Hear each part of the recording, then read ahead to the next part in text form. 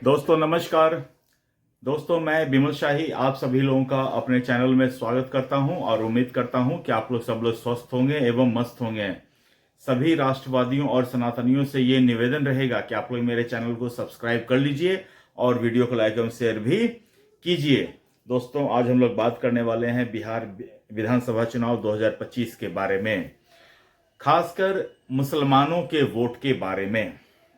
जी हाँ दोस्तों, हर एक चुनाव में ये एक बहुत बड़ा मुद्दा रहता है कि आखिरकार मुस्लिम्स जो हैं किस पार्टी को वोट देंगे। और सभी जो दल हैं जो भी चुनाव जीतना चाहते हैं वो ये प्रयास करते हैं कि मुसलमानों का पूरा वोट उनको मिल जाए और बाकी के कुछ वोट जो हिंदूज के हैं वो मिल जाएगा तो उनका जो है राजनीतिक गोल जो है वो पूरा हो जाएगा और वो चुनाव जीत जाएंगे। तो मुसलमानों का वोट पाने के कतार में बिहार में कौन कौन सी पार्टियां खड़ी हैं ये देखिए। तो इसमें सबसे पहला आते हैं सत्ता दल के जेडीयू का पूरा कोशिश रहता है कि मुस्लिम वोट हमको मिले। उसके बाद हैं आरजेडी, फिर आते हैं कांग्रेस, फिर आते हैं प्रशांत किशोर, उसके बाद आते हैं हैदराबाद वाले ओवैसी भाई साहब। पिछले साल 2020 के चुनाव में ओवैसी जी ने बिहार के सीमांचल जो एरियाज हैं उस पे अपने उन्होंने कुछ कैंडिडेट खड़ा किए थे और जितने कैंडिडेट खड़ा किए थे 11 है या 20 है पता नहीं, लेकिन कुछ कैंडिडेट खड़े किए थे और उनके 5 विधायक जीत गए थे। तो 2020 में ओवैसी जी ने आरजेडी वाले को और कांग्रेस वालों को बहुत जोर का झटका दिया था। 5 विधायक अपने सीमांचल में ले लेना ओवैसी साहब के लिए बहुत बड़ी उपलब्धि है। हालांकि उन्होंने जिन लोगों को चुना था विधायक बनने के लिए, जिन लोगों को उन्होंने एमएलए बनवाया वो सारे के सारे चोर निकले, बेईमान निकले। वो सारे के सारे सिर्फ एआईएम का जो प्रदेश अध्यक्ष जो थे अख्तरुल इमाम, उनको छोड़कर बाकी चार जो एमएलए थे वो आरजेडी में शामिल हो गए। उसके बाद दोस्तों देखिए, उसके बाद आते हैं इस बार 2025 के विधानसभा चुनाव में आरजेडी को लग रहा है कि नहीं मुसलमान जो है उनको वोट करेंगे। उनका समीकरण है MY। मुसलमानों का वोट बिहार में है 18% है और करीब 15% के आसपास यादव हैं। तो आरजेडी सोच रही है कि पूरा का पूरा 18% वोट उनको मिल जाए और 15% इधर मेरे पास यादव है। MY समीकरण के तहत 33% वोट वो सिक्योर करना चाहते हैं और कुछ पिछड़ा, अति पिछड़ा, दलित, मल्लाह ये सब कैटेगरी मिला के 10% वोट अगर दे देते हैं तो इनको 43 to 45% वोट इनको आ जाएंगे। कांग्रेस सोच रही है कि मेरे आने से कुछ अगर सवर्ण कैटेगरी के लोग इनको दे देंगे वोट तो 45% 46% वोट इनको मिल जाएंगे और इस तरह वो सत्ता में पहुंच जाएंगे। लेकिन आरजेडी और कांग्रेस वाले ये मतलब कि ऐसा क्यों सोचते हैं कि मुसलमान उनको एकमुश्त वोट उनको ही देगा। इधर देखिए प्रशांत किशोर, उनका इक्वेशन बिल्कुल अलग है। प्रशांत किशोर का कहना है कि टोटल 80% हिंदूज की आबादी है, उसमें से 40% बीजेपी को वोट करते हैं। तो उनका यह कहना है कि बाकी का जो 40% है वो प्रशांत किशोर के साथ हैं और जो 18% मुस्लिम हैं वो अगर प्रशांत किशोर के साथ आ जाएं तो उनको टोटल 60% वोट मिल जाएंगे और वो सत्ता पे बैठ जाएंगे। तो प्रशांत किशोर वैसे देखने में तो इसे मतलब ठीक ठाक ही दिखते हैं, लेकिन बेवकूफी वाला बयान जो है ऐसा देते हैं। आपको क्या लगता है प्रशांत किशोर, जो हिंदूज बीजेपी को वोट नहीं करता है वो पूरा का पूरा आपको मतलब चाहते हैं कि वोट दे। बाकी ये कांग्रेस जो है, आरजेडी है, वो सब झाल बजाएगा। तो ऐसा सोचना भी मूर्खता है, बेकार है। और आपको क्या लगता है प्रशांत किशोर कि पूरा का पूरा मुस्लिम जो है 18% सब आप ही को वोट देगा? तो ये सब सोचना भी बेकार है। अच्छा, इसके बाद जो है दोस्तों, नीतीश कुमार बिहार के सबसे बड़े सेकुलर नेता हैं। नीतीश कुमार को मुसलमानों का अच्छा सपोर्ट मिलता है और मुसलमान भर भर कर नीतीश कुमार के लिए वोट भी करते हैं, क्योंकि मुसलमानों को पता है कि नीतीश कुमार बीजेपी के साथ भी रहते हुए भी बीजेपी का एजेंडा बिहार में चलने देते नहीं है वो। तो मुसलमानों के लिए इससे सेफ प्लेस और क्या हो सकता है?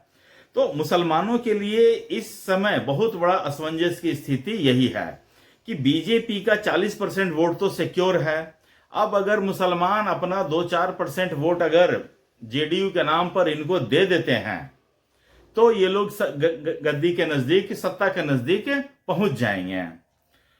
मुझे ऐसा लगता है कि सीमांचल के लोगों का पहला जो है रुझान वो ओवैसी साहब के लिए रहेगा, क्योंकि इन जितनी भी पॉलिटिकल पार्टीज हैं उनमें ओवैसी साहब राजनीतिक समझ और सूझबूझ मुझे उनमें सबसे अच्छी ओवैसी जी की ही लगती है।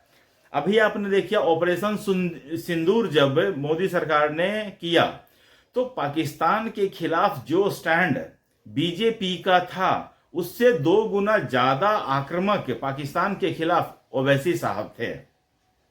इसीलिए ऑपरेशन सिंदूर कर चर्चा के लिए जब विदेश में लोगों को भेज रही थी मोदी सरकार, तो उन्होंने ओवैसी साहब को स्पेशल फोन करके बुलाया और कहा कि आप एक दल का प्रतिनिधित्व करेंगे, और ओवैसी साहब हंसते हंसते गए और प्रतिनिधित्व किया। और बाकी दलों के लोग भी थे उसमें, लेकिन कांग्रेस जैसे देखिए कांग्रेस के जिन लोगों को मोदी सरकार ने बाहर भेजा था, कांग्रेस ने उन सब की फाइल बंद कर दी है। उनको संसद में बोलने के लिए मौका तक नहीं देते हैं। जिन लोगों को मोदी भारत की तरफ से बोलने के लिए विदेश में भेजते हैं, कांग्रेस उन लोगों को भारत में ही बोलने नहीं देती हैं। खैर, तो बात करते हैं कि सीमांचल और बिहार के मुसलमान। तो बिहार के मुसलमान काफी कंफ्यूज्ड हैं, उनके सामने अजीब परिस्थिति है, खासकर सीमांचल के मुसलमान। सीमांचल के मुसलमानों को प्रलोभन हर कोई पार्टीज दे रही है। प्रशांत किशोर देखिए दोस्तों, एक बात मैं बताना चाहूंगा कि चुनाव आयोग का भी मैं देख रहा था, तो चुनाव में जाति और धर्म के नाम पर वोट मांगना ये अपराध की श्रेणी में आता है। और कल मैं प्रशांत किशोर का भाषण एक जगह सुन रहा था, तो प्रशांत किशोर खुलेआम अपना इक्वेशन बता रहे थे कि 80% हिंदूज हैं, उसमें 40% बीजेपी को वोट देते हैं, बाकी 40% हिंदूज जो गांधी को मानते हैं, जो अंबेडकर को मानते हैं, वो पीके के साथ हैं, और 20% मुसलमान अगर पीके के साथ आ जाए तो उनका हो जाएगा 60%। तो ये तो खुलेआम है इलेक्शन कमीशन के गाइडलाइन का, नियम कानून का उल्लंघन है। हालांकि ये नियम अभी लागू होता है कि नहीं पता नहीं, क्योंकि हो सकता है ये नियम जो है आचार संहिता लगने के बाद लागू हो। लेकिन फिर भी प्रशांत किशोर इनिशियल में जो अपना विजन लेके चले थे, जो विजन अपना शिक्षा, सुरक्षा, स्वास्थ्य, रोजगार, इंडस्ट्री, इन सब के इशू को लेकर प्रशांत किशोर चले थे। लेकिन अभी प्रशांत किशोर अपने जो मतलब कि जो विजन था, जो फोकस था, उससे भटक चुके हैं, वो गुमराह हो चुके हैं। अब प्रशांत किशोर को किसने गुमराह किया है ये तो अलग सोचने की बात है, लेकिन प्रशांत किशोर भी उसी पॉलिटिकल भाषा में बात करने लगे हैं जिससे बिहार के लोग उब चुके थे। प्रशांत किशोर में लोगों को एक नई होप दिखी थी, लेकिन प्रशांत किशोर फिर वही हिंदू, मुस्लिम, सवैया, आप बोल रहे थे कि आप हमको वोट दीजिएगा तो ठीक है, नहीं दीजिएगा तो बाद में आप हमारे साथ आएंगे, सवैयां खाएंगे। प्रशांत किशोर आप कुछ नहीं खाएंगे। तो ये सारी बातें हैं। लेकिन मुसलमानों को कौन सा दल अपनी ओर खींच पाता है, ये देखने वाली बात रहेगी। चुनाव आने दीजिए।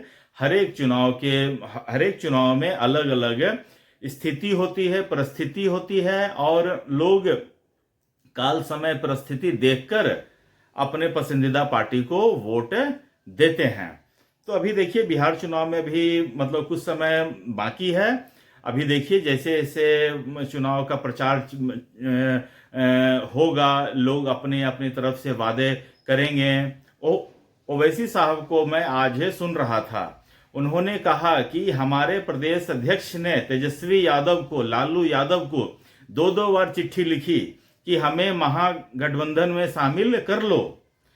इसके बावजूद कि उन्होंने लास्ट टाइम हमारे विधायकों को खरीद लिया था, उसके बावजूद ओवैसी ये चाह रहे थे कि उनको महागठबंधन में शामिल कर लिया जाए।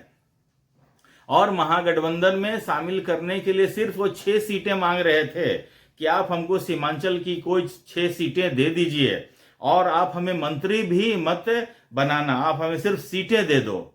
लेकिन लालू प्रसाद यादव हो, तेजस्वी यादव हो, ओवैसी जी की बातें वो नहीं माने। तो अब ओवैसी जो है पूरे दमखम के साथ बिहार में प्रचार कर रहे हैं, और मुझे ओवैसी जी का पलड़ा सबसे ज्यादा भारी लग रहा है। बस ओवैसी जी से उम्मीद इतना ही है कि इस बार ढंग के मुसलमान को टिकट दीजिएगा, जो पिछले बार की तरह बिक न जाए जाकर। बात है तो दोस्तों आज के लिए मुझे इतना ही अपडेट देना था। आप लोग अपना ख्याल रखिए, स्वस्थ रहिए, मस्त रहिए।